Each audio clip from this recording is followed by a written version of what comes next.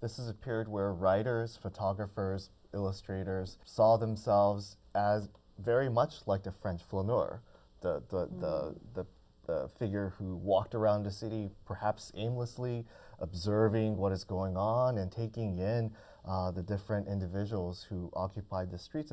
And women were increasingly seen as a new category of protagonist, certainly as consumers.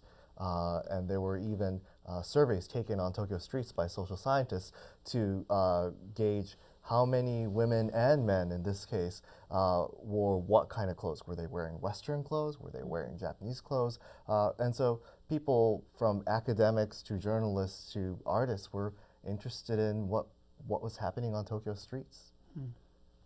The idea of depicting women in these kinds of prints at the beginning of the 20th century was a real challenge to Japanese artists, because for 400 years there was really only one kind of woman depicted in a Japanese print, and that was a woman of the evening.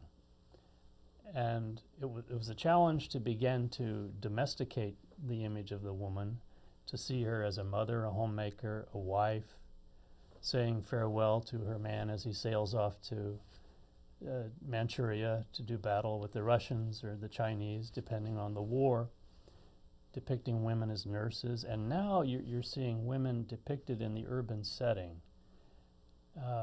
Another point that comes up in these images of women is how they get to the city, because transportation is not just paid for by the government.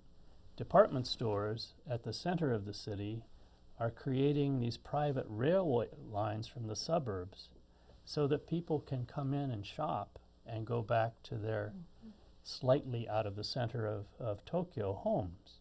And who are riding in these subways? Women are depicted. So they're using transportation too. So it's really quite interesting. It's all mixed up with consumer society. Exactly. Because the great hubs, the great